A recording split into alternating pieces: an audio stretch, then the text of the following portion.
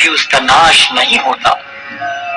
जिसे वेदांती अप्रकट तथा अविनाशी बताते हैं, जो परम गंतव्य है, जिसे प्राप्त कर लेने पर कोई वापस नहीं आता, वही मेरा परम धाम है। भगवान जो सबसे महान है, अनन्य भक्ति द्वारा ही प्राप्त किए जा सकते हैं। यद्यपि वे अपने धाम में विराजमान रहते हैं, तो भी वे सर्वव्यापी हैं और उनमें सब कुछ स्थित है।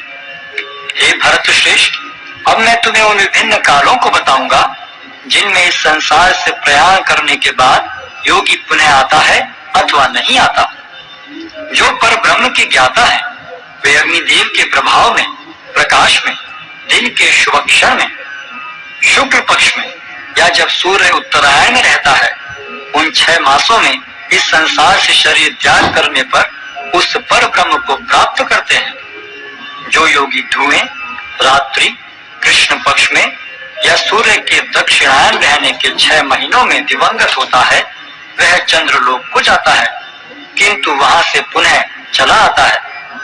वैदिक मतानुसार इस संसार से प्रयाण करने के 2 मार्ग हैं, एक प्रकाश का तथा दूसरा अंधकार का। जब मनुष्य प्रकाश के मार्ग से जाता है तो वह वापस नहीं आता, किंतु अंधकार के मार्ग से जाने वाला पुनः लौट कर आता है। हे अर्जुन, यद्यपि भक्तगण इन दोनों मार्गों को जानते हैं, किंतु वे मोहग्रस्त नहीं होते, अतः तुम भक्ति में सदैव स्थिर रहो। जो व्यक्ति भक्ति मार्ग स्वीकार करता है, वह वेदाध्ययन, तपस्या, दान, दार्शनिक तथा सकाम कर्म करने से प्राप्त होने वाले फलों से वंचित नहीं होता।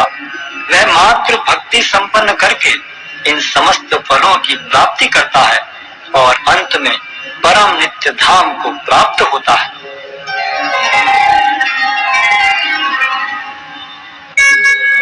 अध्याय 9, परम गुह्य ज्ञान। श्री भगवान ने कहा, हे अर्जुन, क्योंकि तुम मुझसे कभी ईर्ष्या नहीं करते, इसलिए मैं तुम्हें यह परम गुह्य ज्ञान तथा अनुभूति बतलाऊंगा, जिसे जानकर तुम संसार के सारे क्लेशों से मुक्त हो जाओगे। यह ज्ञान सब विद्याओं का राजा है, जो समस्त रहस्यों में सर्वाधिक गोपनीय है। यह परम शुद्ध है और चूंकि यह आत्मा की प्रत्यक्ष अनुभूति कराने वाला है, अतः यह धर्म का सिद्धांत है। यह अविनाशी है और अत्यंत सुखपूर्वक संपन्न किया जाता है। हे परंतप, जो लोग भक्ति में श्रद्धा नहीं रखते, वे मुझे प्राप्त नहीं कर पाते, अतः वे इस भौतिक जगत में जन्म मृत्यु के मार्ग पर वापस आते रहते हैं। यह संपूर्ण जगत मेरे अव्यक्त रूप द्वारा व्याप्त है। समस्त जीव मुझ में हैं, किंतु मैं उनमें नहीं हूँ। तथापि मेरे द्वारा उत्पन्न सारी वस्तुएं मुझ में स्थित नहीं रहती। जरा मेरे योग ऐश्वर्य को देखो। यद्यपि मैं समस्त जीवों का पालक हूँ और सर्वत्र व्याप्त हूँ, लेकिन मैं इस विराट अभिव्यक्ति का अंश नहीं हूँ, क्योंकि मैं सृष्टि का कारण स्वरूप हूँ। जिस प्रकार सर्वत्र प्रवहमान प्रबल वायु सदैव आकाश में स्थित रहती है, उसी प्रकार समस्त उत्पन्न प्राणियों को मुझ में स्थित जानो। हे कुंती पुत्र, कल्प का अंत होने पर सारे प्राणी मेरी प्रकृति में प्रवेश करते हैं और अन्य कल्प के आरंभ होने पर मैं उन्हें अपनी शक्ति से पुनः उत्पन्न करता हूँ। संपूर्ण विराट जगत मेरे अधीन है। यह मेरी इच्छा से बारंबार स्वतः प्रकट होता रहता है और मेरी ही इच्छा से अंत में विनष्ट होता है। हे धनंजय, ये सारे कर्म मुझे नहीं बांध पाते हैं। मैं उदासीन की भांति इन सारे भौतिक कर्मों से सदैव विरक्त रहता हूँ। हे कुंती पुत्र, यह भौतिक प्रकृति मेरी शक्तियों में से एक है और मेरी अध्यक्षता में कार्य करती है, जिससे सारे चर तथा अचर प्राणी उत्पन्न होते हैं। इसके शासन में यह जगत बारंबार सृजित और विनष्ट होता रहता है। जब मैं मनुष्य रूप में अवतरित होता हूँ, तो मूर्ख मेरा उपहास करते हैं। वे मुझ परमेश्वर के दिव्य स्वभाव को नहीं जानते। जो लोग इस प्रकार मोहग्रस्त होते हैं, वे आसुरी तथा नास्तिक विचारों के प्रति आकृष्ट रहते हैं। इस मोहग्रस्त अवस्था में उनकी मुक्ति आशा, उनके सकाम कर्म तथा ज्ञान का अनुशीलन सभी निष्फल हो जाते हैं।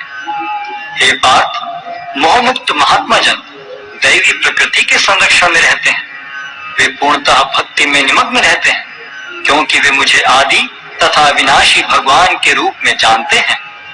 ये महात्मा मेरी महिमा का नित्य कीर्तन करते हुए, दृढ़ संकल्प के साथ प्रयास करते हुए, मुझे नमस्कार करते हुए भक्ति भाव से निरंतर मेरी पूजा करते हैं।